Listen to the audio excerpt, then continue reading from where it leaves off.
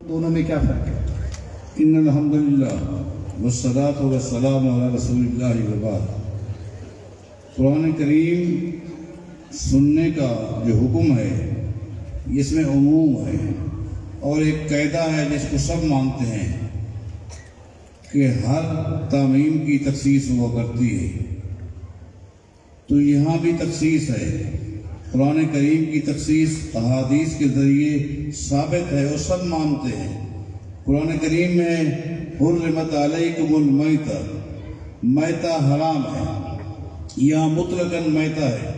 حدیث میں آتا ہے کہ مچھلی حلال ہے، حالانکہ مچھلی بھی مردہ ہوتی ہے، اس کو ذبح نہیں کیا جاتا، لیکن شریعت نے کہا کہ وہ حلال ہے۔ اب قرآن کریم کے مطلق کی یہاں تخصیص ہو گئی ہے، ایک عموم کی تخصیص ہو گئی، آپ نے مانا ہے۔ اور بہت ساری مثالیں ہیں جس کو آپ مانتے ہیں۔ یہاں بھی قرآن کریم میں مطلقاً حکم ہے کہ قرآن کریم کو سنو۔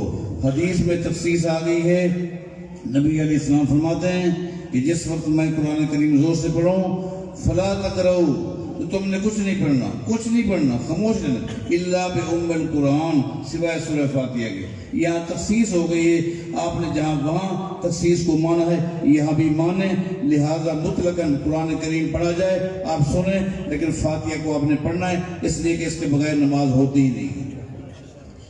شیخ شاہین صاحب، سوال ہے جو گانے کی طرز پر نعتیں پڑھی جاتی ہیں ان کے بارے میں کیا رائے ہے؟ الحمدللہ وحدہ والصلاة والسلام علی من لا نبی بعدہ، وبعد۔ نبی صلی اللہ علیہ وسلم کی عظمت شان کو بیان کرنا اور اس کا اظہار کرنا یہ شرعاً کوئی ممنوع نہیں ہے۔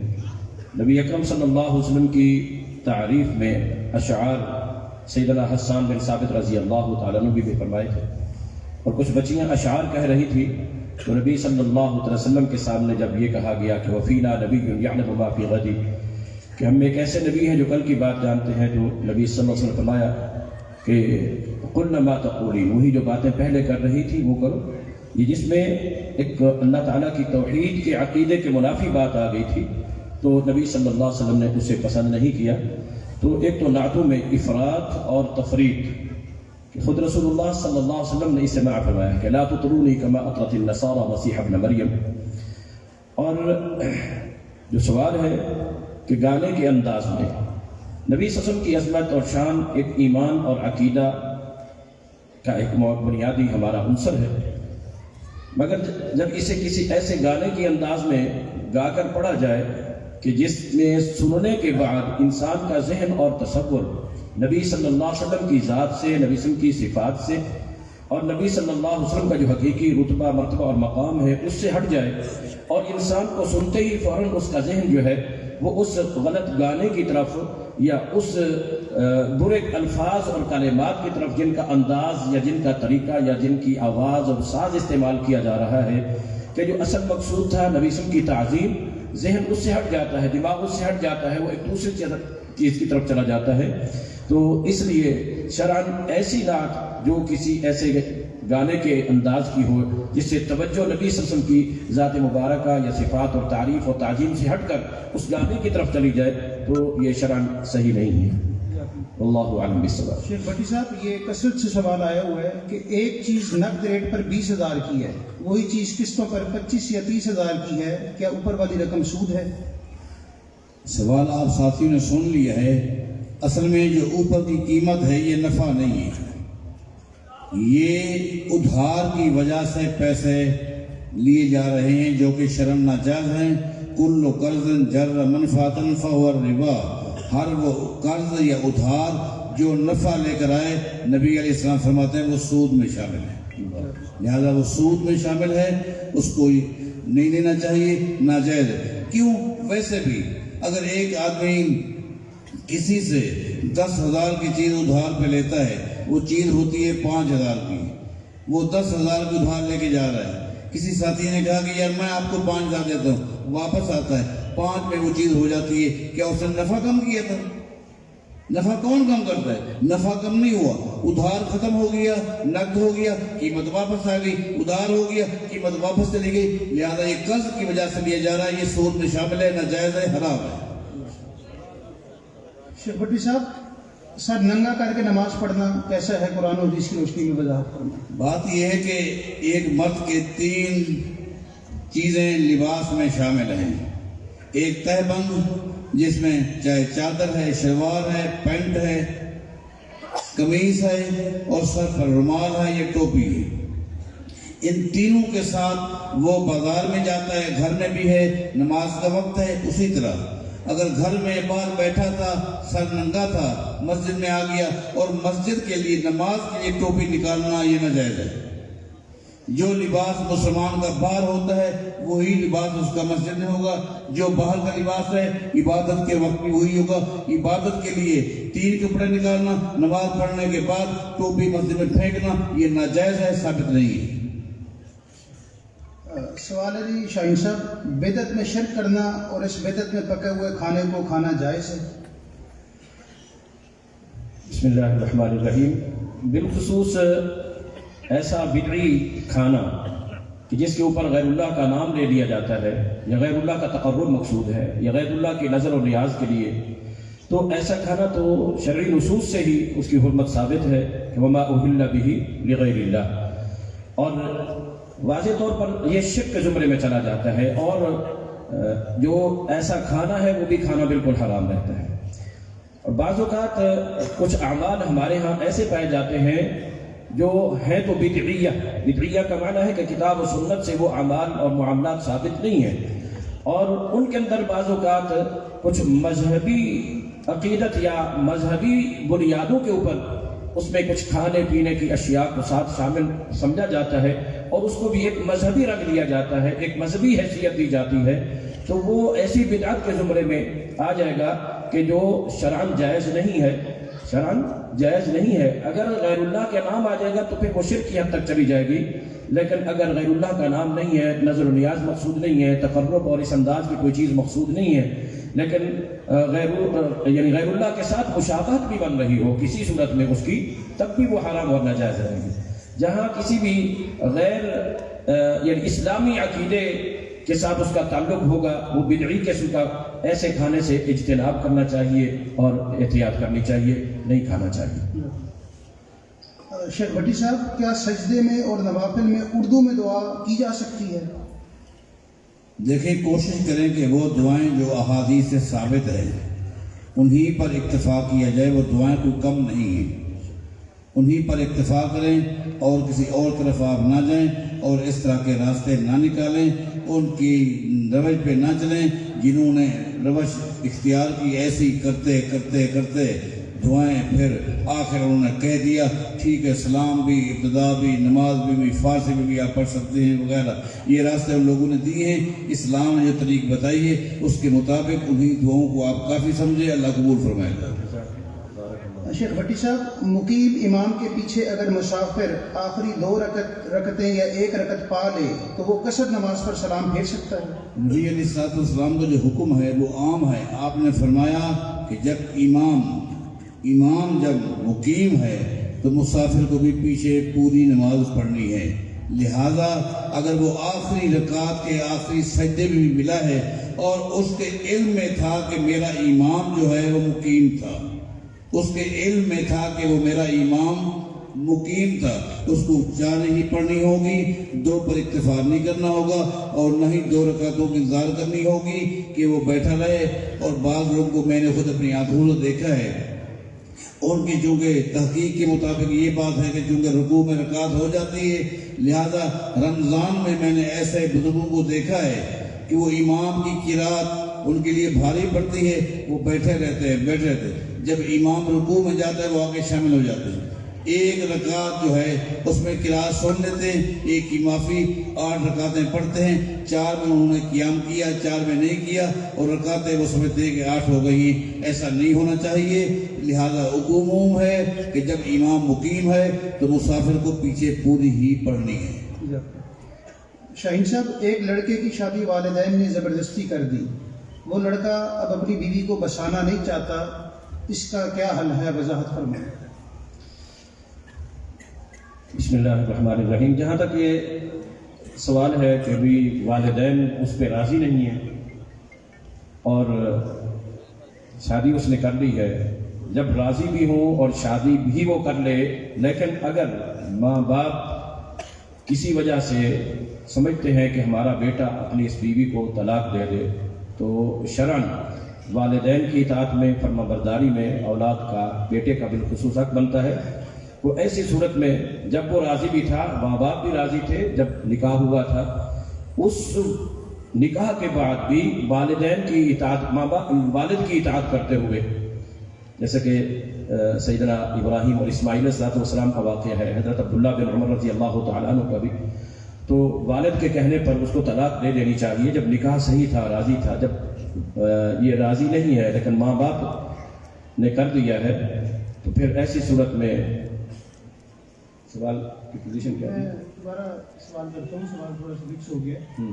لڑکے کی شادی والدین نے زبردستی کر دی ہے، لڑکا راضی نہیں تھا، اچھا، تو وہ اب اس کو نہیں بچانا چاہتا، تو اس کا کیا حل ہے؟ شیخ صاحب جواب دے نہیں نہیں بسم اللہ الرحمن الرحیم، کچھ وضاحت تو آئی ہے۔ تو ایسی صورت میں والدین کی اطاعت کا تقاضا ہے کہ اس کو چاہیے کہ وہ والدین کی رضا کو مد نظر رکھتے ہوئے اپنی ذہن کو، اپنے دل کو مطمئن کر کے اپنی اس بیوی کو اپنے گھر بسا لے۔ اگر اس کا دل مطمئن نہیں ہوتا، وہ نہیں بچانا چاہتا، زندگی تو اس نے گزارنی ہے، زندگی چاہے اس نے گزارنی ہے، تو جنہوں نے اس کو پالا ہے، پوسا ہے، اس قابل بنایا ہے، اس لائق کیا ہے، ان کے بھی کچھ اس کے اوپر اطاعت کا جو تقاضا ہے۔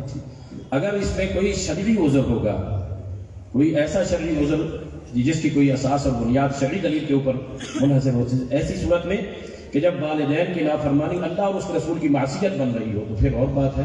اگر وہ اللہ اور اس رسول کے احکام کے تابع ہے اور کوئی شرعی بنیاد نہیں ہے اس کی بیوی کے ساتھ نفرت کی، تو پھر اس کو والدین کی اطاعت ہی کرنی چاہیے۔ جزاک اللہ۔ شیخ بھٹی صاحب، نکاح یا ولیمے کے موقع پر تبلیغی جلسے کا انعقاد کیسا ہے؟ دیکھیں جی، کوئی بھی ایک مسلمان کو موقع ملے تو نبی علیہ الصلوۃ والسلام کا فرمان ہے، مستدرک حاکم کی حدیث ہے، نبی علیہ السلام فرماتے ہیں مسلمان جب بھی جمع ہوتے ہیں اور وہ نصیحتیں کرتے ہیں، دعائیں کرتے ہیں، اللہ تعالیٰ قبول فرماتا ہے۔ مسلمان جب بھی ملیں نصیحت کریں، ایک موقع ہے، لیکن اگر اس کو لازم قرار دیا جائے، لازم ہی قرار دیا جائے کہ ولیمے کے موقع پر یا نکاح کے موقع پر تقریر ہونی ہے، اس کو اس کا حصہ بنا لینا، یہ تو غلط ہے۔ لیکن ایک اجتماع سے فائدہ اٹھاتے ہوئے کہ لوگ موجود ہیں، چلو کچھ نصیحت کی بات ہو جائے۔ دیکھیں نکاح کا جو خطبہ ہے، خطبے میں جو نبی علیہ الصلوۃ والسلام 3 آیات پڑھا کرتے تھے، اگر خالی انہیں آیات کا ہی وہ ترجمہ کر دے تو یہ بہت بڑی نصیحت ہو جائے گی۔ اس طرح بڑا پروگرام بھی نہ ہو، لیکن کچھ نصیحت ہو جائے۔ ان احادیث سے، آیات سے پتہ چلتا ہے نصیحت کا حکم موجود ہے۔ اچھا بھٹی صاحب، آپ ہی فرما دیں، چینی، گندم یا کوئی بھی جنس سٹور کر کر رکھنا کہ مہنگی ہوگی پھر فروخت کروں گا، ایسا کرنا جائز ہے؟ اس کو احتکار بولتے ہیں، اس کو بولتے ہیں احتکار، کہ چیز کو جمع کر لینا اور مارکیٹ میں لوگ پریشان گھومتے رہیں اور یہ ریٹ بڑھنے کی انتظار کرتا ہے۔ نبی علیہ الصلوۃ والسلام نے سختی کے ساتھ اس کو منع کیا ہے، منع ہے، اور جو یہ کام کرتا ہے اس کی جو کمائی ہے وہ برکت سے محروم ہو جاتی ہے، لہذا یہ کام غلط ہے، ایسا نہیں کرنا چاہیے، جس کو ذخیرہ اندوزی کہتے ہیں۔ شاہین صاحب، غسل کا صحیح طریقہ، غسل جنابت کا طریقہ حدیث کی روشنی میں بتا دیں۔ جس وقت مرد ہو یا عورت ہو غسل شرعاً واجب ہو جاتا ہے، تو سب سے پہلے جو ہے اس کے لیے یہ حکم ہے کہ استنجا کیا جائے۔ جہاں کوئی ناپاکیزہ چیز لگی ہوئی ہے، نجس چیز، اس کو دھویا جائے، اور اس کے ساتھ جو اصل نماز کے لیے باقاعدہ وضو ہے، وہ وضو جو نبی صلی اللہ علیہ وسلم سے ثابت ہے وہ کیا جائے، اور اس کے بعد سر کے اوپر دائیں طرف سے اگر شروع کیا جائے تو زیادہ بہتر ہے، پانی ڈالا جائے اور پھر سارے باقی جسم کے اوپر۔ اگر جگہ ایسی ہے کہ جہاں پانی جمع ہو جاتا ہے، وہاں وضو کے وقت جو وضو کیا گیا تھا پاؤں اگر نہ دھوئے جائیں اور آخر میں دھو دیے جائیں تو یہ زیادہ جو ہے نا بہتر ہے، حدیث سے یہ ثابت ہے۔ اگر مکمل وضو بھی کر لیا جائے اور بعد میں پانی بہہ جاتا ہے، اس جگہ پر کھڑا نہیں ہوتا، تو وہ پہلے والا کیا ہوا وضو، بشرطے کہ دوران غسل کوئی سبب ایسا نہ پیدا ہو گیا ہو جس شرعی سبب سے وضو ٹوٹ جاتا ہے، تو پہلے والا وضو پھر کفایت کر جاتا ہے۔ شرط یہی ہے کہ وضو کے ٹوٹنے کا کوئی سبب غسل کے دوران واقع نہ ہو۔ بٹی صاحب، کیا خلا لینے والی عورت دوبارہ اپنے خاوند سے رجوع کر سکتی ہے؟ کیا دوبارہ نکاح ہوگا یا عدت میں رجوع ہوگا؟ خلا جو ہے یہ فسخ نکاح ہے، فسخ نکاح ہے، اس کی عدت ایک حیض ہے، ایک حیض کے بعد عدت ختم ہو گئی۔ لیکن اگر دونوں رجوع کرنا چاہتے ہیں تو پھر اسی طریق سے عورت کے ولی کی رضامندی، گواہوں کی موجودگی، حق مہر کا تعین، وہی چیزیں ہوتی ہیں، شامل ہیں، اور دوبارہ نکاح آپس میں نکاح ہو سکتا ہے، چونکہ جو خلا ہے یہ فسخ نکاح ہے۔ بٹی صاحب، سوال ہے، میری موبائل کی دکان ہے، کسی نے مجھے 3 لاکھ دیے ہیں کہ اس میں انویسٹ کر دو، اور وہ مجھ سے 3 لاکھ کا معاوضہ 33,000 لیتا ہے، کیا یہ جائز ہے؟ کاروبار جائز ہے، یہ انویسٹ بھی جائز ہے، کوئی حج نہیں ہے، لیکن اس نے نفع جو فکس کر دی ہے یہ ناجائز ہے کہ ہر مہینے وہ آپ سے 30,000 یا 25,000 لیتا ہے، یہ ناجائز ہے۔ یوں کر لے کہ میں آپ سے نفع لوں گا 50%، 20%، 10%۔ آپ کا کام اگر صحیح ہے اور موبائل مطلقاً ایک چیز ہے، اس سے جائز فائدہ بھی حاصل کیا جاتا ہے، ناجائز بھی۔ آپ موبائل بیچتے ہیں، ٹھیک ہے، اس کو آپ انویسٹر بنا دیں، لیکن فکس نفع جو ہے یہ سود ہے، حرام ہے، ناجائز ہے۔ یہ کہہ سکتا ہے اتنا فیصد میں نفع لوں گا، کبھی نفع آ سکتا ہے، کبھی نہیں آ سکتا، یہ جائز ہے۔ شاہین صاحب، سوال ہے، عورت اپنے مخصوص ایام میں میت کو غسل دے سکتی ہے یا نہیں؟ شرعاً غسل میت کو دینے والے کے لیے خود طاہر یا پاک ہونا کوئی ضروری نہیں ہے، جو شرعاً ہے۔ نبی اکرم صلی اللہ تعالیٰ علیہ وآلہ وسلم اعتکاف میں ہوا کرتے تھے، اور سیدہ عائشہ رضی اللہ تعالیٰ عنہ اس حالت میں، کیفیت میں، جب نماز نہیں پڑھنی ہوتی تھی تو نبی صلی کی کنگھی کر دیا کرتی تھی۔ تو اس سے پتہ چلتا ہے کہ ایسا عمل کیا جا سکتا ہے، تو اسی میں یہ غسل بھی آ جائے گا کہ وہ اس کے لیے نہانا خود اگرچہ اس کے اوپر ضروری تھا، لیکن وہ دوسرے کو جب غسل دے رہی کسی ایسی میت کو، تو اس میں کوئی حق نہیں ہے۔ شیخ بٹی صاحب، کیا امام کے لیے داڑھی ضروری ہے؟ داڑھی کے بغیر امامت ہو سکتی ہے یا نہیں؟ مسلمان کے لیے داڑھی ضروری ہے۔ امامت تو خیر ایک اعزاز ہے، بہت بڑا مقام ہے، اس کا تو درجہ پھر مسلمانوں میں ایک اعلیٰ ترین مقام ہے کہ وہ امام ہے، اس کے اندر تو اوصاف بدصورت اتم ہونا چاہیے۔ ایک مطلقاً ایک عام سیدھا سادہ مجھ جیسا مسلمان جو ہے اس کو بھی چاہیے کہ وہ داڑھی رکھے، لیکن اب سوال یہ ہے کہ اگر کسی کی داڑھی نہیں ہے تو وہ امامت کرا سکتا ہے۔ اگر کوئی ایسی مجلس ہے جس میں سارے داڑھی منڈے ہیں تو وہ امام بن سکتا ہے، داڑھی منڈوں کا داڑھی منڈا پھر امام ہی بن سکتا ہے، لیکن اگر اس سے بہتر کوئی آدمی موجود ہے اس کے ہوتے ہوئے مصلی بننا چاہیے۔ سوال ہوتا ہے کہ نماز اس حالت میں ہوتی ہے یا نہیں، امام ایسا ہو تو یہ سوال جیسے امام کے ساتھ تعلق رکھتا ہے اسی طرح مقتدی کے ساتھ بھی۔ اگر داڑھی مڈانے کی وجہ سے امام کی نماز نہیں ہوتی، داڑھی مڈانے کی وجہ سے مقتدی کی ہو جاتی ہے۔ اگر داڑھی مڈانے کی وجہ سے امام کی نماز نہیں ہوتی تو پیچھے مقتدیوں کی ہو جاتی۔ ہمیں اس پر بھی غور کرنا چاہیے۔ جزاکم اللہ خیر۔ آپ فرمائیں۔ جناب آپ بھی فرما دیں کہ داڑھی منڈے کی نماز ہو جاتی ہے؟ یہ شیخ صاحب بتا چکے ہیں آپ کو۔ جہاں تک شیخ صاحب نے بتایا ہے کہ ہر مسلمان کے لیے، ہر مومن کے لیے ضروری ہے، مرد کے لیے، تو یہ کہ نبی صلی اللہ علیہ وسلم کے دور کو اگر ہم دیکھتے ہیں تو اس دور میں تو ایسی کوئی چیز کم از کم مسلمانوں میں نہیں تھی، کم از کم مسلمانوں میں نہیں تھی۔ تو جو ہم وہ دور دیکھتے ہیں اس دور کے لحاظ سے دیکھا جائے تو معاملہ تھوڑا سا ہمیں عجیب محسوس ہوتا ہے۔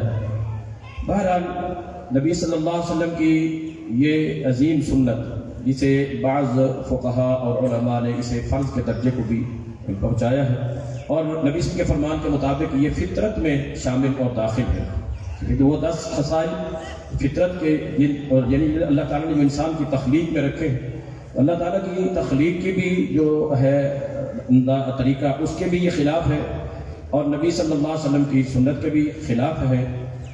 بہرحال گناہ اپنی جگہ، نماز ایسی صورت میں جو کم از کم میرا علم یا مطالعہ ہے اس میں کسی نے عدم جواز کا فتویٰ تو نہیں دیا ہے، مستقلاً ایسی صورتحال سے بچنا ضروری ہے. اللہ ہم سب کو عمل کی توفیق عطا فرمائے. آپ فرمائیں گے بھٹی صاحب؟ اچھا شیخ بھٹی صاحب سوال ہے، ایک بھائی نے کورٹ میرج کی، اس کے بچے ہو گئے ہیں اور اب سسرال میں آنا جانا بند ہو گیا ہے.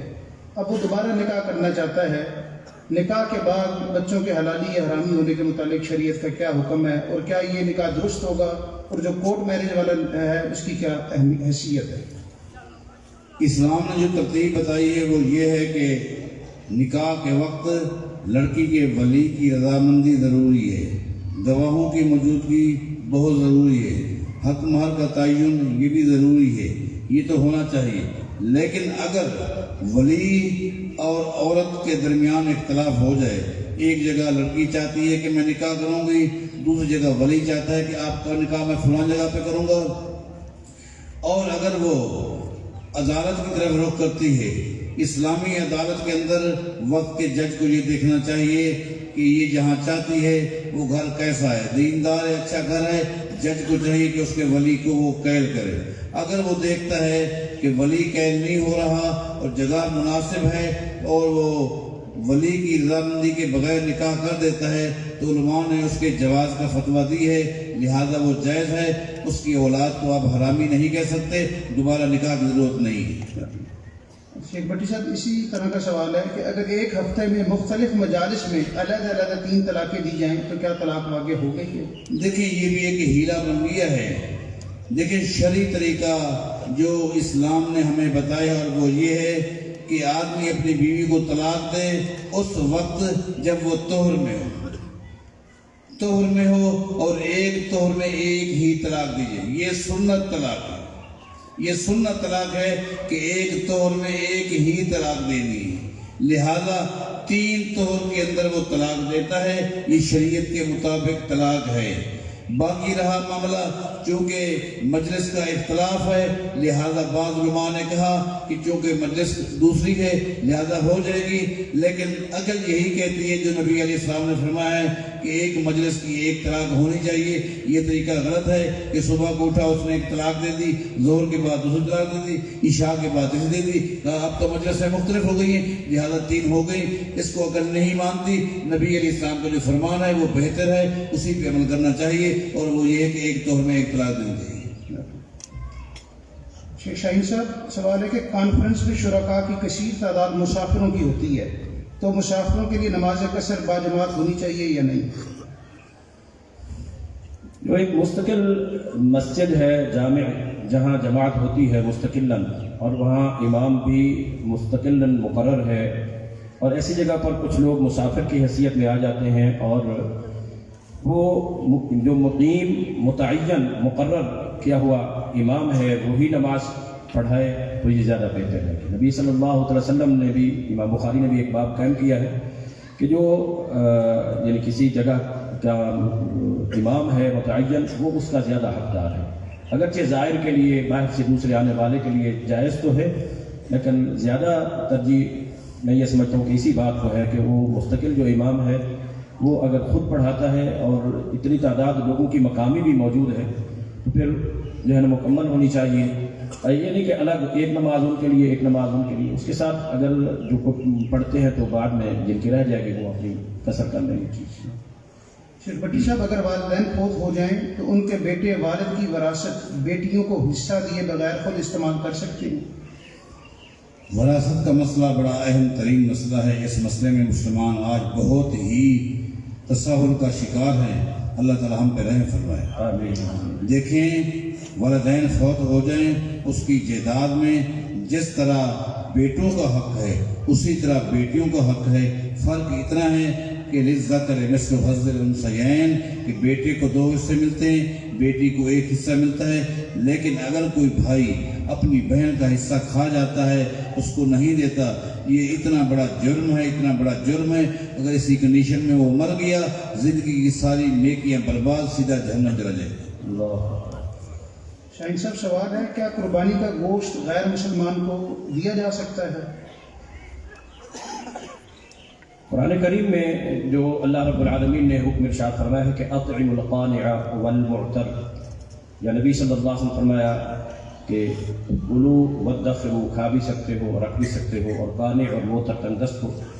بعض اہل علم نے القانع اور المعتر کو عام کہا ہے کہ اس میں مسلم اور غیر مسلم، عبداللہ بن عمر رضی اللہ عنہ سے بھی ایک اثر آتا ہے، البتہ جو ایک بڑی مشہور اور معروف حدیث ہے، لا یاکل طعامک الا تقی، کہ تمہارا کھانا جو ہے کوئی متقی، پرہیزگار، نیک آدمی ہی کھائے، اس کے تحت یعنی اہل ایمان کو اور لوگوں کو دیا جاتا ہے، تو یہ زیادہ بہتر ہے۔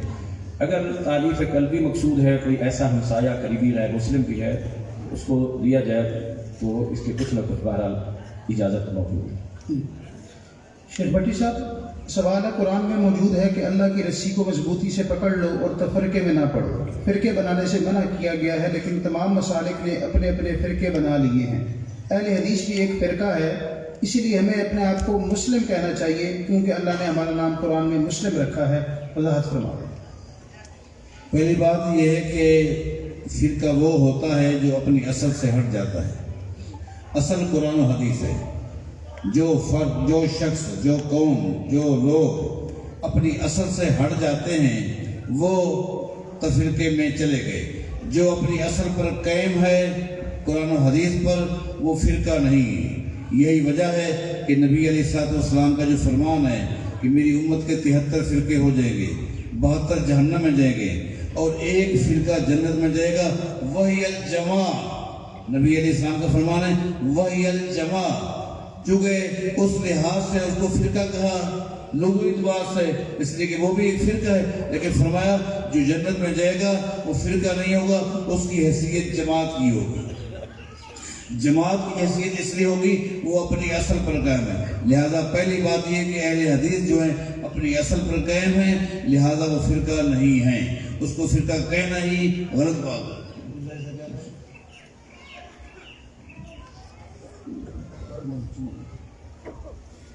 اللہ تعالیٰ نے آپ کا نام مسلم رکھا ہے۔ جی ہاں، حدیث میں آتا ہے کہ اللہ تعالیٰ نے آپ کا نام مسلم رکھا ہے، مومن رکھا ہے۔ مومن کا لفظ بھی موجود ہے، مسلمان کا مسلم لفظ ہے۔ بات یہ ہے کہ یہ دعویٰ سابقہ قوموں کا بھی ہے، سابقہ قوموں کو بھی وَسَمَّاكُمُ الْمُسْلِمِينَ مِنْ قَبْلُ وَفِي هَذَا، اللہ نے تم سے پہلے لوگوں کا نام بھی مسلم رکھا ہے۔ مانا پہلے کون ہے؟ نصارہ ہیں۔ پہلے کون ہے؟ یہود ہے، ان کا نام بھی مسلم ہے، ان کو اللہ نے مسلم بھی کہا ہے اور اہل کتاب بھی کہا ہے، اہل الانجیل بھی کہا ہے۔ انجیل والے جہاں مسلم ہیں وہ اہل انجیل بھی ہیں، یہودی جہاں وہ یہودی ہیں، مسلم ہیں، وہاں اہل کتاب بھی ہیں۔ لہذا ان کے اور ان کے درمیان فرق تو ہونا چاہیے۔ فرق کے لیے یہ کون ہے اور وہ کون ہے؟ یہ اہل حدیث ہے، یہ اہل حدیث ہے، اور یہ ایک صفاتی نام ہے جو صحابہ کرام کا تھا، جیسا کہ اب ملتا ہے، اور کہ صحابہ جب شاگردوں سے ملتے، بچوں سے ملتے تو کہا کرتے تھے انتم اہل الحدیث بعدنا، بیٹو ہمارے بعد اللہ کی زمین پر تم ہی اہل حدیث ہو۔ اور ایک امام جب کہتا ہے کہ میرے بعد تو امام ہے، اس کا معنی کہ آج میں امام ہوں۔ ایک متولی جب کہتا ہے میرے بعد تو متولی، اس کا مطلب یہ کہ آج میں متولی ہوں، میرے بعد تو متولی۔ جب صحابہ یہ کہتے ہیں کہ ہمارے بعد تم اہل حدیث ہو، اس کا مطلب یہ کہ آج ہم اہل حدیث ہیں، ہمارے بعد تم اہل حدیث ہو۔ شیخ شاہین صاحب، سوال ہے، کیا تشہد میں بیٹھتے ہوئے شہادت والی انگلی کو ہلانا جائز ہے؟ حدیث سے ثابت کرتے ہیں۔ بسم اللہ الرحمن الرحیم۔ جہاں تک ہے نبی اکرم صلی اللہ علیہ وسلم اپنے دونوں ہاتھوں کو اپنے دونوں گھٹنوں پہ رکھتے تھے، اور دائیں ہاتھ کے بارے میں نبی صلی اللہ علیہ وسلم کا آتا ہے کہ اپنی یہ انگلی جو ہے شہادت والی، یہ انگوٹھے کے اوپر یہ جو گرہ ہے 53 کی وہ بناتے تھے، یا اس کی بنیاد تک ایسے رکھنا۔ پھر یہ ہے کہ اس انگلی کے ساتھ کان یشیر بہا، اس کے ساتھ اشارہ کرتے تھے۔ اشارہ جو ہے نا، یہ باب افعال جو ہے، اس کا ایک خاصہ جو ہے وہ احالہ ہے، کہ وہ اس حالت کو ظاہر کرنا جو اس کے ساتھ، جو اس صفت کے ساتھ بیان کی جا رہی ہے، وہ صفت اس حالت میں، اس کو اشارے کی حالت میں رکھنا ہے۔ اور سنن نسائی کی ایک روایت ہے تو جس میں ہے کہ یدعو بہا، کہ نبی اکرم صلی اللہ علیہ وسلم اس انگلی کے ساتھ دعا کرتے تھے، اور یشیر بہا کے بھی لفظ آتے ہیں کہ اشارے کی حالت میں رکھ کر دعا کرتے تھے۔ اصل تو میں یہ سمجھتا ہوں کہ اس کا مقصد کہ جیسے انسان کسی کے ساتھ گفتگو کرتے ہوئے کلام کرتے ہوئے کوئی اشارہ کرتا ہے تو اسی طرح یدعو بہا کا معنی یہ جیسے جیسے دعا کرتے رہیں التحیات للہ والصلوات والطیبات، تو اس کو تھوڑا تھوڑا ایسے ہلائیں دعا کے الفاظ کے ساتھ۔ یہ تب ممکن ہے جب ہمیں نماز کا معنی مفہوم بھی آتا ہو اور اس کے ساتھ ہم اپنی انگلی کو ہلائیں اور حرکت دیں۔ باقی وہ مسلسل یوں اور تیزی کے ساتھ حرکت دینا ہے یہ شرعاً صحیح نہیں ہے، اور شروع سے لے کر اخیر تک اس کو اسی حالت میں رکھنا۔ ہمارے ہاں عمومی طور پر جو ایک عام رواج ہے کہ پہلے اس کو ہم یوں لے کر بیٹھے رہتے ہیں، لیکن جب اشہد ان لا الہ الا اللہ کہتے ہیں تو پھر اس وقت اٹھایا جاتا ہے، تو یہ چیز خصوصیت کے ساتھ اس انداز میں کسی حدیث میں ثابت نہیں ہے۔ تو شروع سے لے کر اخیر تک اشارے کی حالت میں رکھا کرتے تھے اور یدعو بہا کے ساتھ دعا کرتے رہتے تھے نبی صلی اللہ علیہ وسلم۔ شیخ بھٹی صاحب سوال ہے، کیا زکوٰۃ کا پیسہ مسجد اور مدرسے پر لگایا جا سکتا ہے؟ جی ہاں، مصارف زکوٰۃ کے اندر ایک لفظ ہے فی سبیل اللہ، اور یہ لفظ اپنے عموم میں ہے فی سبیل اللہ، اللہ کے راستہ۔ اللہ کے راستے میں مسجد بھی شامل ہے، بلکہ امام بخاری نے صحیح بخاری میں ایک باب قائم کیے ہیں، اس باب کا معنی یہ ہے کہ ثواب المشی الی صلاۃ الجمعہ ہے، کہ جمعہ کی نماز کے لیے چل کے جانے کا ثواب المشی الی صلاۃ الجمعہ، جمعہ کی نماز کے لیے چل کے جانے کا ثواب۔ آدمی جمعہ کی نماز کے لیے کہاں چل کے جاتا ہے؟ حدیث کے کیا لکھ رہے ہیں کہ نبی علیہ السلام فرماتے ہیں مغبرت قدم عبد فی سبیل اللہ فتمسهم النار، جس آدمی کے پاؤں کو مٹی لگی اللہ کے راستے میں، اللہ نے ان پاؤں پر جہنم کی آگ کو حرام کر دی ہے۔ اس سے عام طور پر لوگ جہاد لیتے ہیں، ٹھیک ہے وہ بھی شامل ہے، لیکن نبی علیہ السلام کی حدیث سے امام بخاری نے فی سبیل اللہ میں سب سے پہلے مسجد کو پیش کی ہے کہ یہاں مسجد شامل ہے۔ اور ویسے بھی سیدنا عمر رضی اللہ تعالیٰ عنہ نے فرمایا تھا عباس کو کہو کہ مسجد نبوی کو کشادہ کرنا ہے، آپ کا پلاٹ آ رہا ہے، یہ پلاٹ آپ ہمیں دے دیں، آپ کو ہم بیت المال میں سے پلاٹ لے کر دے دیں گے۔ اور بیت المال میں کیا ہوتا ہے؟ بیت المال میں زکوٰۃ ہوتی ہے، بیت المال کے اندر کوئی کھانے نہیں ہے، پورشن نہیں ہے کہ یہ زکوٰۃ کا پورشن ہے، یہ فلاں کا ہے، یہ فلاں کا ہے، نہیں، اس میں سب کچھ ہوتا ہے۔ فرمایا یہ پلاٹ ہمیں دے دیں اور بیت المال میں سے ہم ان کو پلاٹ لے کر دے دیں گے، اور وہ پلاٹ جو تھا وہ مسجد کے پلاٹ کے حکم میں تھا، لہذا مسجد میں بھی زکوٰۃ لگ سکتی ہے، ناجائز نہیں ہے۔ شیخ بھٹی صاحب سوال ہے، ایک آدمی نے آج سے 10 سال پہلے ایک ہی وقت میں 3 طلاقیں دی تھی، اب وہ رجوع کرنا چاہتا ہے، قرآن و حدیث کے مطابق جواب دیں۔ جی ہاں، اس نے آج سے 10 سال پہلے یا 20 سال پہلے ایک ہی مجلس میں جو 3 طلاقیں دی ہیں وہ ایک ہی کے حکم میں تھی، لیکن چونکہ عدت ختم ہو گئی، نکاح فسخ ہو گیا، عدت ختم ہو گئی، نکاح فسخ ہو گیا، اس نے جو طلاق دی تھی وہ طلاق رجعی تھی، طلاق رجعی تھی، عدت ختم ہو گئی، لہذا نکاح فسخ ہو گیا۔ اب اگر دونوں راضی ہیں تو نیا نکاح ہوگا، وہی نئے طریقے سے ولی کی رضامندی، گواہوں کی موجودگی، حد مہر کا تعین، دوبارہ آپس میں نکاح ہو سکتا ہے۔ شیخ شاہین صاحب سوال ہے، کیا نکاح پڑھاتے وقت اکثر قاضی دلہا اور اس کے ولی اور دلہن کے ولی کو کلمہ وغیرہ پڑھاتا ہے، کیا یہ جائز ہے؟ نکاح جو ہوتا ہے یہ مومن کا اور مسلمان کا ہوتا ہے، یعنی جن کا ایمان پہلے سے ثابت ہے، اسلام پہلے سے ثابت ہے، نکاح ان کے لیے ہے۔ جو مشرک ہیں، مرد ہوں مشرکات یا مشرکین، مرد ہیں عورتیں ہیں یا مرد ہیں، ان کا نکاح نہیں ہے۔ نکاح کے لیے مسلم ہونا یہ شرط ہے، پہلے سے ہی ان کا اسلام موجود ہے، ایمان موجود ہے، مومن ہے، مسلمان ہے، اب ان دونوں کا ہی نکاح ہوگا۔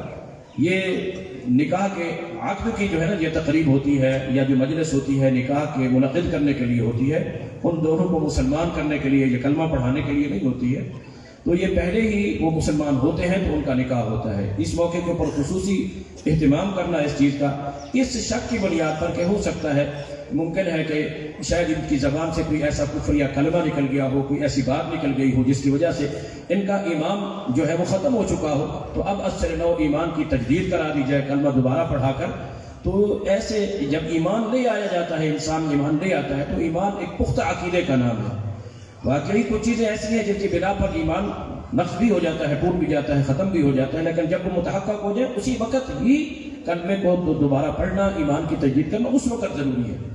نبی صلی اللہ علیہ وسلم سے یا جو شرعی ہمارے اساس اور بنیادیں ہیں ان میں خصوصیت کے ساتھ یہ کلمے پڑھانا شہادت کے یا بعض اوقات 6 کے 6 کلمے دوبارہ پڑھائے جاتے ہیں، یہ شرعاً صحیح نہیں ہے، یہ بدعت کے زمرے میں چلے جاتے ہیں اگر اس بات کا اہتمام اور التزام اسی مناسبت سے کیا جاتا ہے۔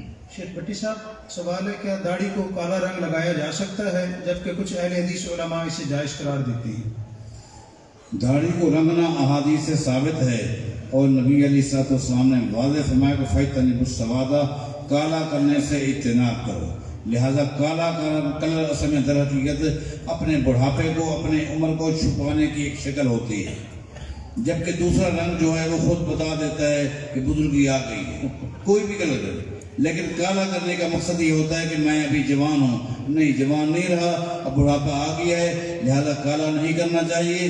نبی علیہ السلام نے مطلقاً منع کر دی ہے، اور بعض حضرات کہتے ہیں کہ مجاہدین کے لیے اجازت ہے، کوئی جائز نہیں، کہیں بھی تخصیص نہیں ہے، نبی علیہ السلام نے سختی کے ساتھ منع کیا ہے، لہذا کالا کلر نہیں کرنا چاہیے۔ البتہ کل میں نشست سن رہا تھا، یہ سوال میرے خیال میں کل بھی آیا تھا، لیکن اس میں آیا تھا کہ جو کالا رنگ کرتا ہے اس کی نماز ہو جاتی ہے کہ نہیں، اس کا جواب کیسا لگتا ہے کہ بھول گئے، ان کے ذہن میں نہیں رہا، پورا جواب نہ دے سکے، کل میں سنتا رہا۔ تو بھائی بات یہ ہے کہ یہ کام تو غلط ہے، داڑھی کو کالا کرنا کام تو غلط ہے، لیکن یہ نہیں کہہ سکتے کہ جو کالا کلر کرتا ہے اس کی نماز ناجائز ہے۔ نماز ایک الگ عمل ہے، یہ ایک الگ عمل ہے، یہ کام غلط ہے، لیکن یہ ایسا غلط کام نہیں ہے کہ جس کی وجہ سے اس کی نماز ناجائز ہو جائے گی۔ شیخ بھٹی صاحب یہ سوال کافی دفعہ آیا ہے کہ باپ کا ترکہ یا وراثت 1 ایکڑ ہے، بیٹوں نے محنت اور مشقت کر کے مزید رقبہ اپنے والد کے نام رجسٹر کروایا، بہنوں کے لیے جو حصہ ہے وہ والد کے اصل رقبے میں سے دیا جائے گا یا جو بھائیوں کی محنت سے شامل ہوا اس میں سے دیا جائے گا؟ باپ کی زندگی میں اولاد جو کچھ کماتی ہے در حقیقت وہ باپ ہی سربراہ ہوتا ہے، اسی کی ہی ملکیت ہوتی ہے۔ اگر باپ اپنی اولاد کو کچھ جائیداد دیتا ہے، کہتا ہے کہ نہیں تم الگ ہو کے کاروبار کرو، تب بھی اس کی ایک مضاربت ہے، وہ انویسٹر ہے اور وہ ورکنگ پارٹنر ہیں، پھر بھی اس میں سے اس کا حصہ ہے، جو حصہ نفع میں اس کا بنے گا اس میں اس کی پوری اولاد شامل ہوگی، وہ بھی شامل ہوں گے اور ان کی بہنیں بھی شامل ہوں گی، ورنہ مطلقاً جو جائیداد ہے وہ باپ ہی کی تصور کی جاتی ہے۔ شیخ بھٹی صاحب نبی صلی اللہ علیہ وسلم کی حدیث ہے کہ میری امت شرک نہیں کر سکتے، اس حدیث کی وضاحت فرما دیں۔ جی ہاں، امت کی 2 قسمیں ہیں، ایک ہے امت دعوت، ایک ہے امت اجابت۔ امت دعوت میں یہود، نصارہ، ہند، سکھ، یہ سب نبی علیہ السلام کی امت میں شامل ہیں، کیونکہ آپ پوری کائنات کے امام، پوری کائنات کے اندر رہنے والے آپ کی امت میں ہیں، لہذا یہ امت دعوت ہے۔ اور ایک ہے امت اجابت۔ امت اجابت ان کو کہتے ہیں جنہوں نے آپ کو قبول کیا، آپ پر آپ کا کلمہ پڑھا اور صحیح معنی آپ کی اتباع کی، صحیح معنی آپ کی اتباع کی، یہ امت اجابت ہے۔ امت اجابت جو صحیح معنی نبی علیہ السلام کی اتباع کرتی ہے وہ کبھی شرک نہیں کر سکتے۔ ہاں، امت دعوت میں لوگ ہو سکتے ہیں جو شرک کریں، لیکن امت اجابت جو ہے وہ مشرک نہیں ہو سکتے۔ شیخ شاہین صاحب سوال ہے کہ اکثر علماء کہتے ہیں کہ اللہ کے محبوب پیغمبر، کیا اللہ اور رسول صلی اللہ علیہ وسلم کا تعلق محب اور محبوب کا تھا؟ اللہ تبارک و تعالیٰ نے یہ صفت جیسا کہ اہل ایمان کے بارے میں بھی کہ یحببکم اللہ، اللہ تم سے محبت کرے گا، یہ اطاعت کی جو شرط شروع میں لگائی گئی ہے، قل ان کنتم تحبون اللہ فاتبعونی یحببکم اللہ، کہ اللہ تم سے محبت کرے گا۔ تو جو اہل ایمان ہیں جب صحیح انداز میں اللہ کی اور اس کے رسول کی اطاعت اور اتباع کرتے ہیں تو اللہ ان سے محبت کرتا ہے، اور اللہ تعالیٰ کی صفت محبت اللہ تعالیٰ کے لیے ثابت ہے۔ اور نبی اکرم صلی اللہ علیہ وسلم اہل ایمان میں سب سے ایمان کی اعلیٰ کیفیت اور حالت میں تھے، تو اس لحاظ سے کہ اہل ایمان کے ساتھ اللہ محبت کرتا ہے، اور متعدد حدیث ہیں اللہ تعالیٰ اپنے مختلف بندوں سے اذا احب اللہ عبدا، کہ اللہ کسی بندے سے محبت کرتا ہے، جب محبت کرتا ہے وہ اس کا محبوب بن جاتا ہے۔ تو سب سے اللہ تعالیٰ کی محبت کے زیادہ حقدار اہل ایمان میں سے بندوں میں سے محمد رسول اللہ صلی اللہ علیہ وسلم، اس لحاظ سے یہ کہا جا سکتا ہے۔ شیخ بھٹی صاحب تصویر سازی کی شرعی حیثیت بیان کر دیں۔ تصویر ناجائز ہے، جو کام غلط ہے وہ غلط ہے، جو ناجائز ہے وہ ناجائز ہے۔ چاہے وہ کام میں کروں یا آپ کریں. جو تصویر کھینچتا ہے وہ بھی غلط کام کرتا ہے, جو کھنچواتا ہے وہ بھی غلط کام کرتا ہے, جو اس میں معاونت کرتا ہے وہ بھی کام غلط کرتا ہے.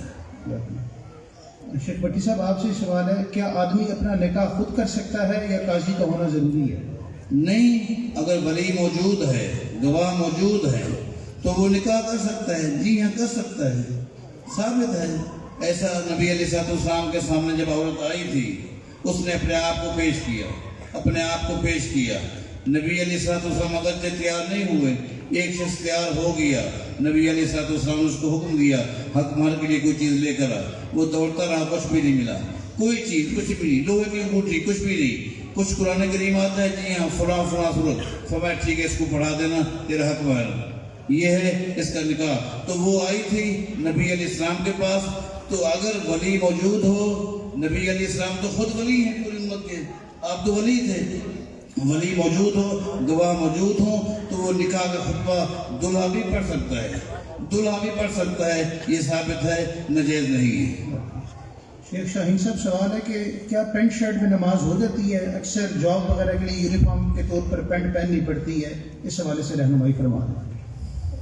پہلے بھی صدر کے حوالے سے ایک سوال آیا تھا, تو شیخ صاحب نے اس میں وضاحت کی ہے کہ ایک مسلمان کے لیے لباس نماز کے اندر جو صدر کے لیے ہے وہ ضروری کون کون سا ہے, اس میں وضاحت آ چکی ہے. شیخ صاحب نے اس میں بھی ایک لفظ یہ کہا تھا کہ پینٹ شامل ہو. تو ایسی پینٹ جو کہ لوز ہے اور کھلی ڈلی ہے, جس میں اعضاء جو ہیں وہ نمایاں نہیں ہوتے ہیں انسان کے, اور اوپر سے کچھ شرٹ یا قمیض بھی ایسی ہے جس کے ساتھ ہپس وغیرہ اور جسم کی یہ اعضاء جو کہ انسان کسی دوسرے انسان کے ذہن کے اندر ان کی وجہ سے کچھ فطور پیدا ہو سکتا ہے, یہ مکمل طور پر ایسے ڈھپے ہوئے ہوں کہ ان کی جو ہے نا وہ نمائندگی نہ ہو, ایک دوسرے سے وہ نمایاں نظر نہ آئے, الگ نظر نہ آئے, اور کسی دوسرے کا بھی ذہن جو ہے وہ اس کی طرف ملتفت ہونے کا بھی اندیشہ نہ ہو, تو پھر تو جائز ہے. اگر ایسی ٹائٹ ہے, ایسی تنگ ہے کہ جس کی وجہ سے جو ہے نا اعضاء جو ہے وہ نمایاں ہوتے ہیں اور دوسرے لوگوں کے ذہن بھی اس کی طرف متوجہ ہو سکتے ہیں, تو ایسی صورت میں احتیاط کرنی چاہیے. شیخ بھٹی صاحب سوال ہے, فرض اور نفلی صدقے کی وضاحت فرما دیں, اور یہ کہ نفلی صدقہ کرنے والا اس میں سے کچھ کھا سکتا ہے یا نہیں, مثلا خیرات وغیرہ میں سے. بھئی فرض جو ہے, یہ صدقہ جو لفظ ہے نا عربی کا لفظ ہے, اور یہ ایک عموم ہے, اس میں زکوٰۃ بھی شامل ہے. زکوٰۃ کے لیے بھی صدقے کا لفظ ہے, انما الصدقات للفقراء ہے, یہ صدقات صدقہ کی جمع ہے, اس میں زکوٰۃ بھی شامل ہے.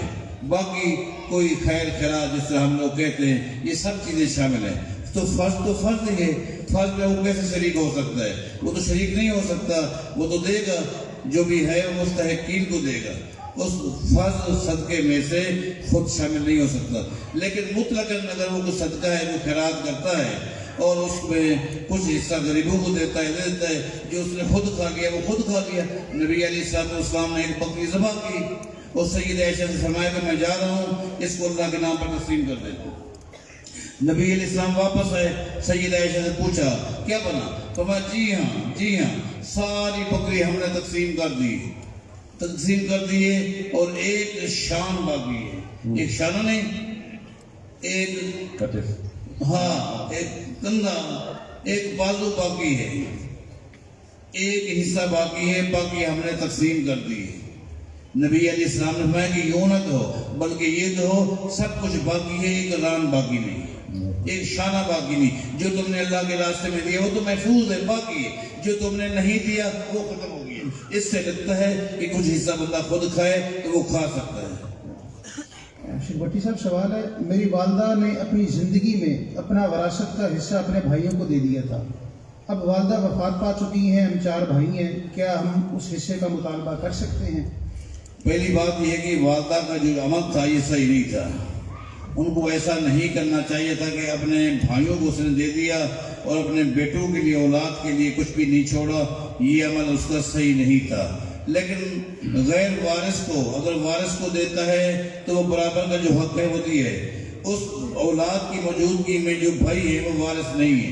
ان کو اگر اس نے دے دیا, اس کی غلطی تھی, اولاد کا لحاظ نہیں رکھا, وہ چلی گئی, اللہ ان کو معاف فرما دے. آپ مطالبہ نہیں کر سکتے.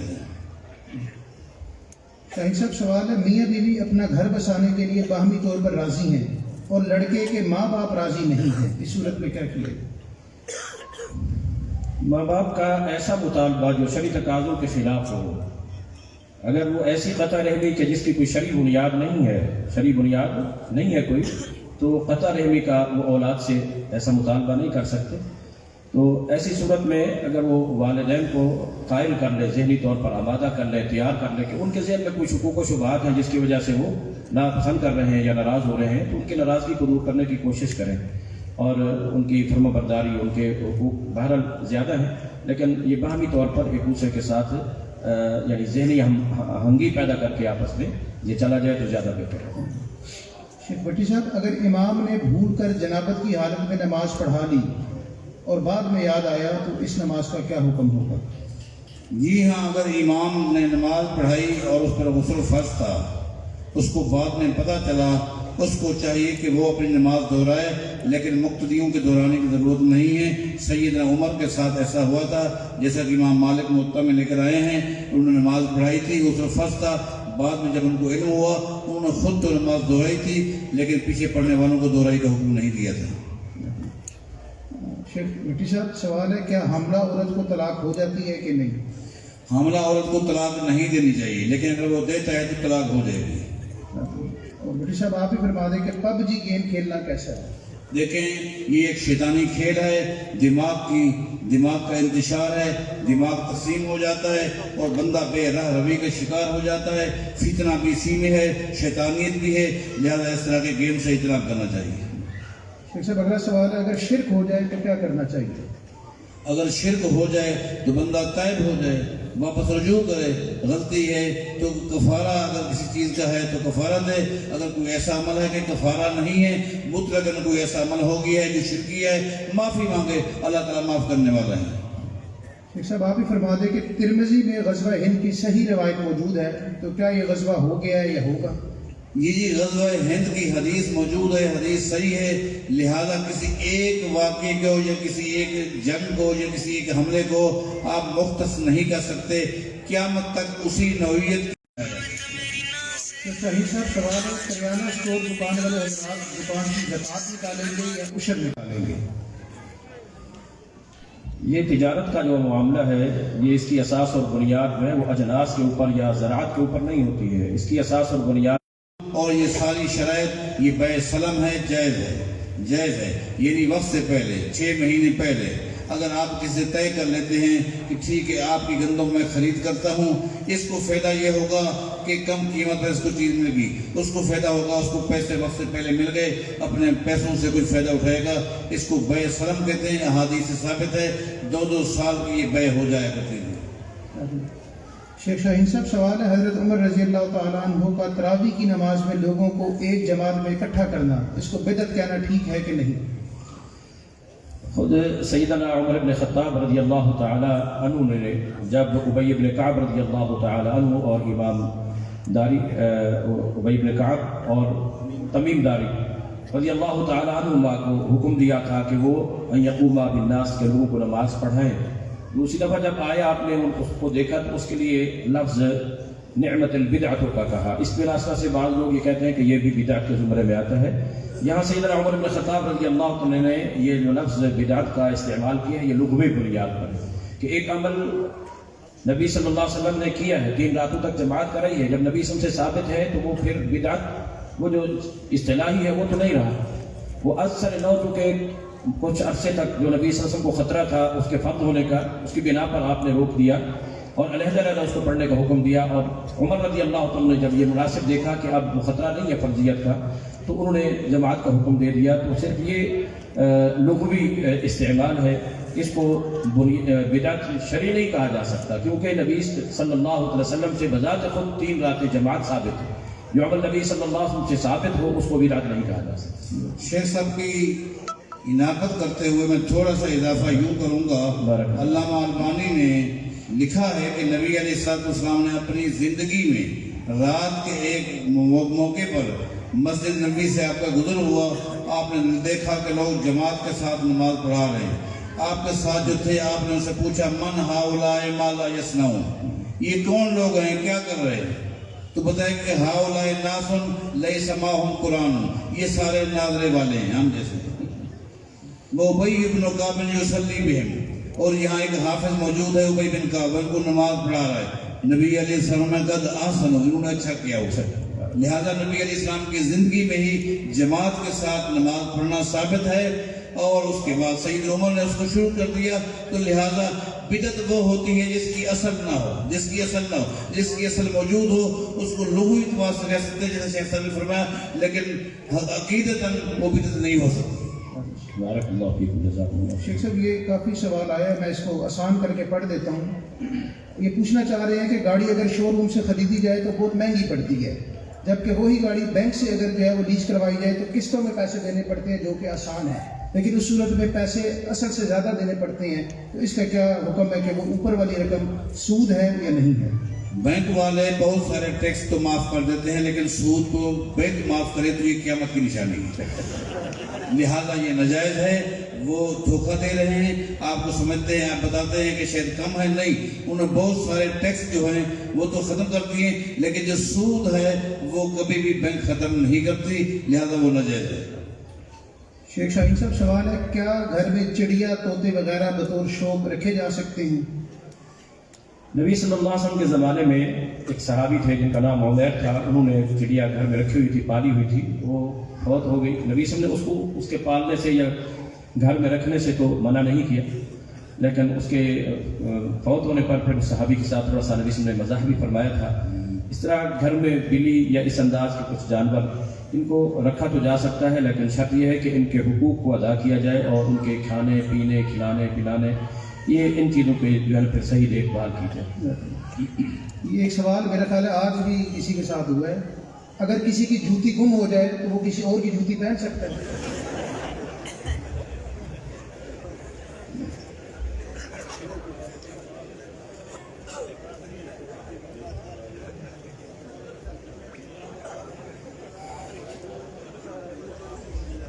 اس کنڈیشن میں وہ ننگے پاؤں گھر جا سکتا ہے۔ اس کی کوئی اٹھا گیا یا کسی کو اٹھا جائے، حساب تو برابر ہو جائے گا۔ شیخ صاحب اگلا سوال ہے، شوگر کا مریض ہوں، ڈاکٹر نے 12 یا 15 گھنٹے بھوکا رہنے سے منع کیا ہے، کیا سردیوں میں روزے رکھ سکتا ہوں قضا کر کے بعد میں؟ جو بیماری کی صورت میں روزے شرعی طور پر من کان مریضا او علی سفر فعدۃ من ایام اخر، اس کے تحت اگر ان دنوں میں بیماری اس قدر شدت اختیار کر چکی ہے اور اتنا لمبا روزہ وہ نہیں رکھ سکتا، لیکن بعد میں اس کی طبیعت جو ہے وہ کچھ اس بھوک اور پیاس کو کچھ وقت کے لیے برداشت کر دیتی ہے، اور سردیوں میں چونکہ دن ذرا چھوٹے ہوتے ہیں، ٹائم کم ہوتا ہے یعنی روزے کا بنسبت گرمیوں کے لمبے طویل دن کے، تو اگر وہ ان دنوں میں واقعی برداشت نہیں کر سکتا اور بعد میں وہ گنتی اگر پوری کر دیتا ہے تو یہ جائز ہے۔ شیخ بھٹی صاحب یہ سوال ہے کہ حضرت عبداللہ بن عمر اور حضرت ابو ہریرہ رضی اللہ تعالیٰ عنہ داڑھی کٹواتے تھے، شرعی حیثیت سے وضاحت کر رہے ہیں۔ لیکن پہلی بات یہ ہے کہ ایک مطلقاً امت مسلمہ کا ایک نقطے پر اتفاق ہے، اور وہ یہ ہے کہ موقوف روایت جو ہے وہ مرفوع روایت کی نہ ناسخ ہو سکتی ہے نہ راجح ہو سکتی ہے، راجح نہیں ہو سکتی، لہٰذا جب ہمارے پاس ایک مرفوع روایت موجود ہے، نبی علیہ الصلوۃ والسلام نے منع کیے، نہ تو آپ نے داڑھی کٹوائی ہے نہ کٹوانے کا حکم دیا ہے بلکہ معاف کرنے کا حکم دیا ہے، لہٰذا پیغمبر اسلام کی حدیث کے مقابلے میں کسی مسئلے میں صحابی کا قول یا عمل پیش کرنا ہی غلط ہے بلکہ ناجائز ہی ہے۔ یہ الگ چیز ہے، ان صحابہ کرام نے کن مواقع پر داڑھی کٹوائی، وہ حج کا موقع تھا، یہ کچھ بھی تھا، 100% بات یہ نبی علیہ الصلوۃ والسلام سے نہ قولاً نہ فعلاً داڑھی کٹوانا ثابت ہی نہیں۔ شاہین صاحب سوال ہے، کیا شادی بیاہ میں دلہا یا دلہن کو سلامی دینا جائز ہے، نذرانہ یا سلامی؟ شرعی طور پر کسی خوشی یا کسی ایسے موقع کے اوپر یا عام حالات میں ایک دوسرے کو تحفے دینا، تحائف دینا، ہدیہ دینا، تحاد و تحاب، نبی صلی اللہ علیہ وسلم کا یہ فرمان ہے کہ آپس میں ایک دوسرے کو ہدیہ دیا کرو، تحفہ دیا کرو، اور اس سے محبت بھی بڑھتی ہے۔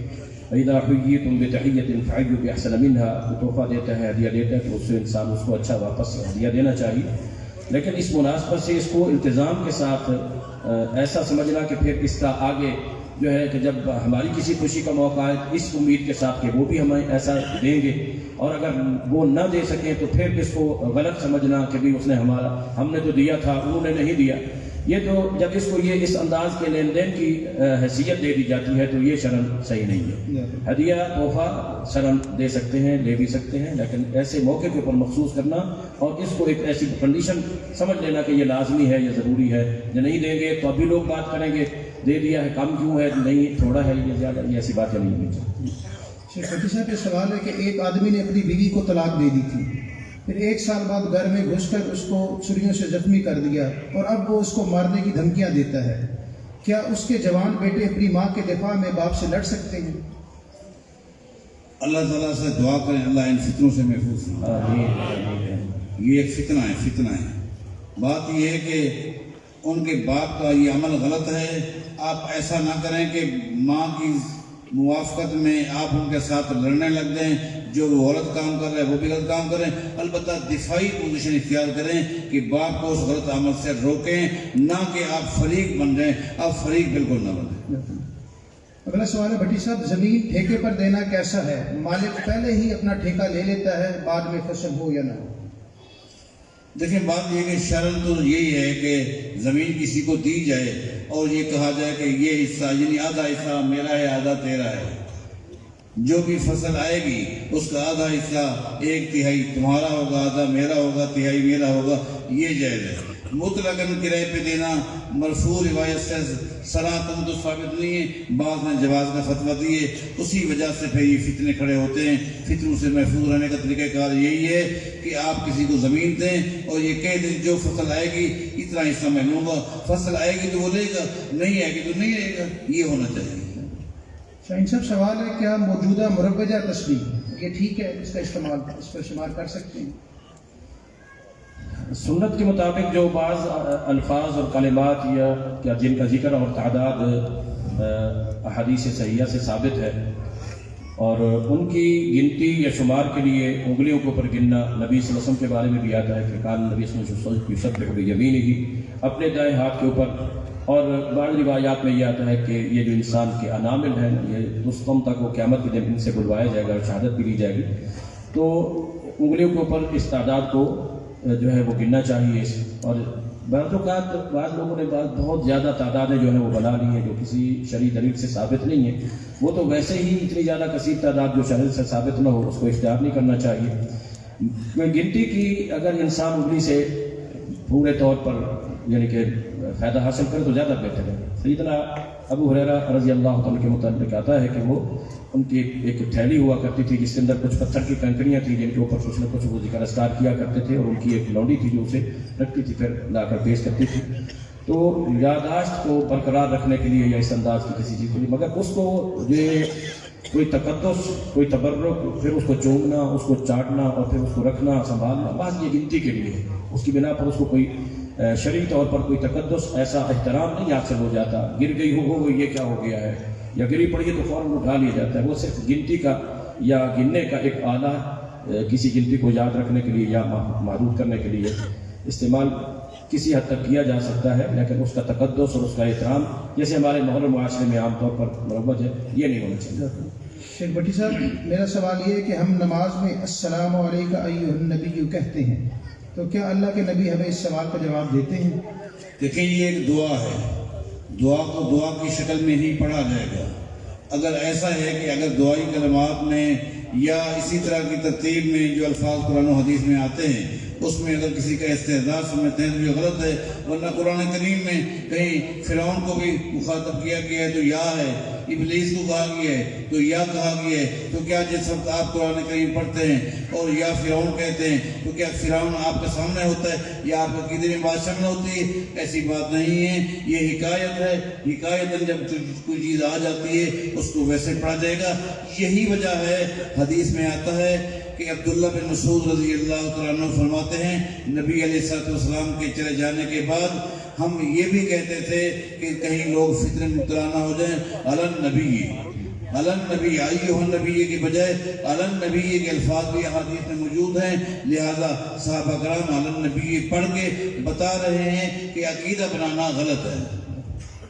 شیخ صاحب سوال ہے بھٹی صاحب کہ میری دکان ہے، لوگ جادو اور تعویذات کے ذریعے میرا کام خراب کرتے ہیں، میرے لیے کیا حکم ہے؟ بس آپ قرآن کریم پڑھیں اذکار کریں، اپنی دکان پر جائیں تو اللہ کا نام لے کر مصنون طریقے سے آپ پاؤں رکھیں، آپ وہاں کوئی شرکیہ کام نہ کریں، لہذا اس طرح کے لوگ آپ کے کاروبار کو خراب انشاءاللہ نہیں کر سکتے۔ شیخ شاہین صاحب سوال ہے کہ ہمارے پیارے نبی کا نام آتا ہے تو ہم درود پڑھتے ہیں، لیکن جب ہم میں سے کسی عام شخص کا نام بھی محبت ہو تو ہمیں درود پڑھنا چاہیے؟ نبی اکرم صلی اللہ علیہ وسلم نے جو یہ حدیث ارشاد فرمائی کہ من صلی علیہ مرۃ صلی اللہ علیہ 10 مرات یا 10، اور اللہ تعالی نے بھی حکم دیا کہ یا ایھا الذین آمنوا صلوا علیہ وسلموا تسلیما، تو صلاۃ اور سلام کا تعلق جو ہے وہ نبی صلی اللہ علیہ وسلم کی ذات کے ساتھ ہے۔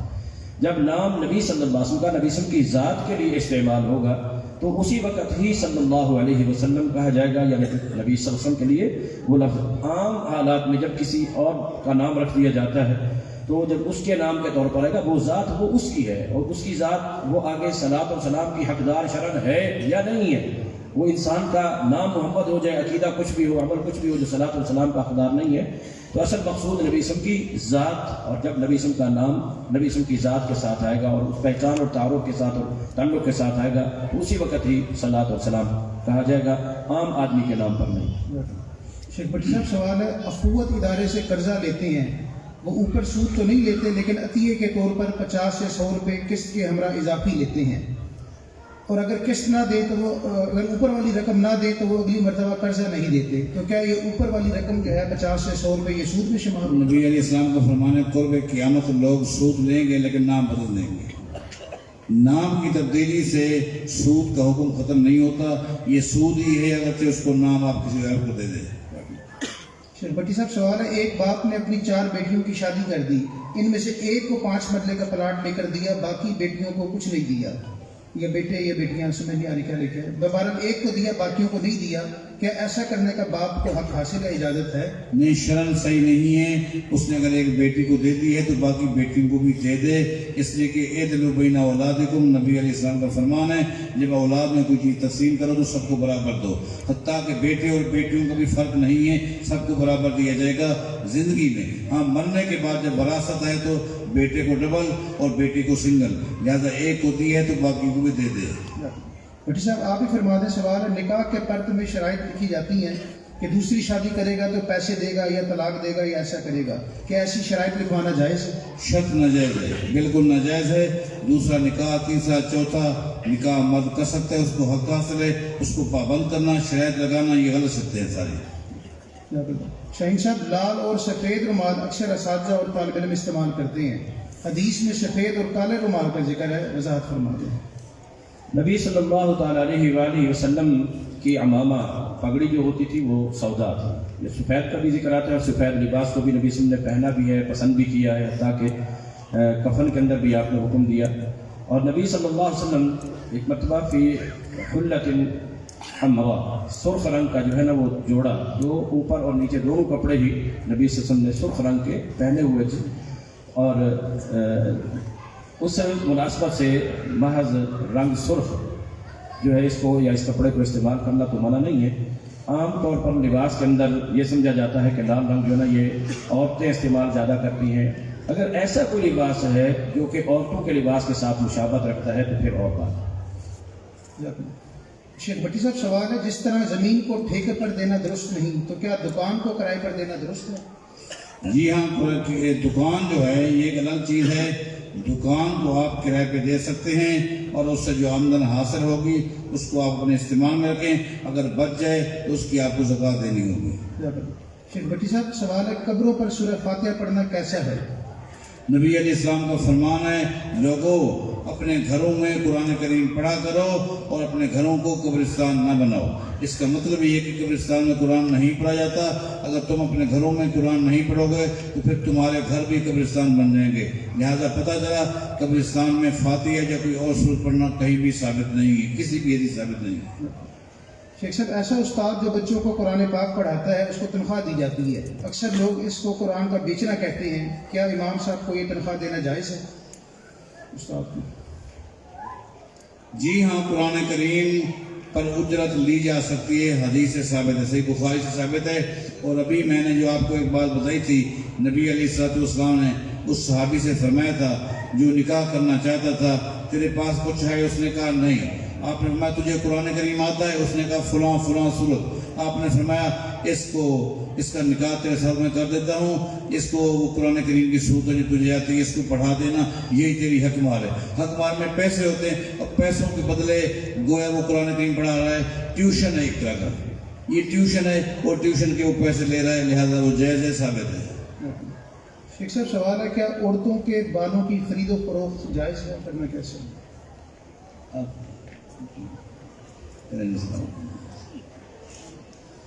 اضافی بال بعض اوقات خواتین کے اضافی جو بال ہیں جھکتے ہیں گرتے ہیں تو وہ ان کو عمومی طور پر ضائع کر دیا جاتا ہے، تلف کر دیا جاتا ہے. اور آج کل یہ سننے میں آیا ہے، دیکھنے میں، کہ وہ ایسے جو کنگھی کرنے کے بعد جو جھڑتے ہیں یا گرتے ہیں ان کو جمع کیا جاتا ہے اور جمع کرنے کے بعد ان کو بیچا جاتا ہے اور پھر وہ کسی استعمال میں لائے جاتے ہیں.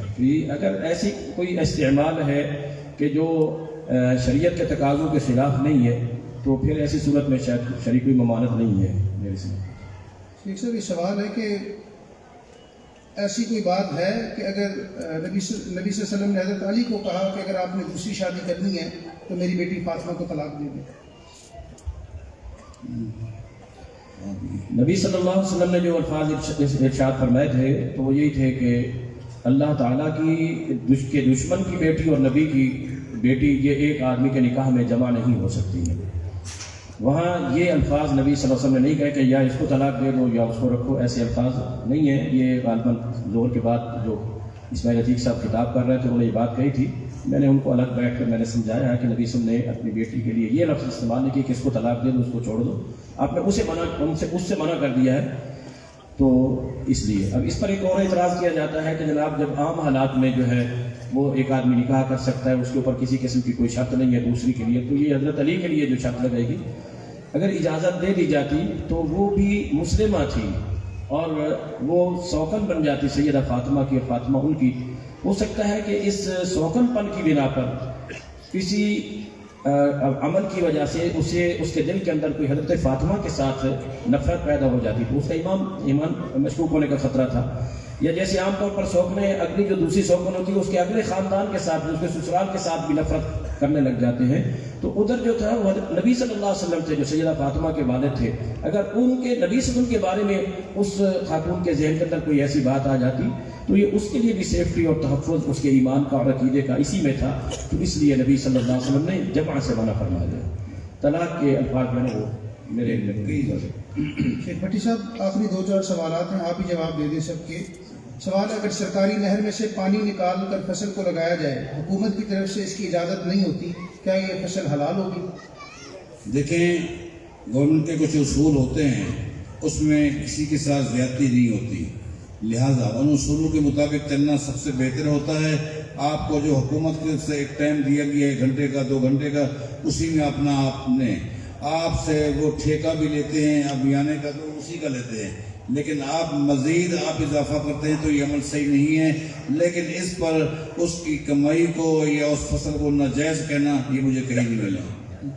ایسے لوگ جو ٹرانسپورٹ کا کام کرتے ہیں یا گاڑیاں رینٹ پہ چلاتے ہیں اور جہاں پر شرک اولا ہو، کیا ایسے گاڑی والے ان جگہوں پر جا سکتے ہیں؟ ان کی روزی سواری لے کر جا سکتے ہیں؟ ان کی روزی حلال ہے یا حرام؟ دیکھیں پہلی بات یہ ہے کہ کوشش کریں کہ وہ معاون نہ بنے کسی ایسے کام کا جو کام غلط ہے، لیکن اس کا گاڑی چلانا اس کا ایک روٹین ہے، آنا جانا، لہٰذا وہ اس چیز کا مکلف نہیں ہے کہ وہ ہر سواری سے پوچھے تو جہاں اترے گا کیا کرے گا، کیا کرنے جا رہا ہے، وہ اس چیز کا مکلف نہیں. ورنہ تو یہی ہوگا پھر دکانیں بند ہو جائیں گی. جو بھی دکان پر آئے گا چاول لینے کے لیے پہلے آپ پوچھیں گے اس چاول سے آپ کیا کریں گے، 11ویں کا کام کرنا ہے، کول کا کام کرنا ہے، 7 کا 40ویں کا کیا کرنا ہے، نہیں وہ مکلف نہیں. جس چیز کا مکلف نہیں ہے اس کے بارے میں پوچھا جائے گا. شیخ صاحب اگلا سوال ہے، یوٹیوب یا سوشل میڈیا کے ذریعے کمائی کرنا حلال ہے یا حرام؟ دیکھیں بات یہ ہے کہ اگر کوئی جائز کام ہے، جائز کام بھی تو ہے نا جی، جائز کام ہے، لہذا جائز کام پر اس کا وہ معاملہ اگر کوئی ہے معاش کا تو اس کو ہم غلط نہیں کر سکتے. لیکن اگر وہ اس کا کام ہی غلط ہے تو اس کی بیس ہی غلط ہے، لہذا اس کی معیشت بھی غلط ہے. شیخ صاحب اگلا سوال ہے، اگر مسلسل برے خواب دیکھے تو کیا کرے؟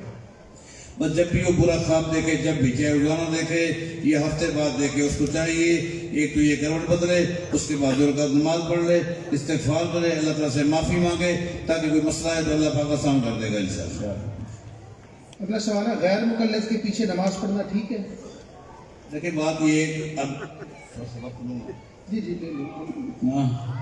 بات یہ ہے کہ باوجود اس کے کہ ہمارے مقلدین کے ساتھ شدید اختلافات ہیں، اس کے باوجود میرا موقف ہے، اگر کوئی شافعی ہے، مالکی ہے، حنبلی ہے، حنفی ہے، اختلافات نماز میں، روزے میں، حج میں، زکوٰۃ میں ہیں، لیکن تب بھی نماز پڑھ سکتے ہیں۔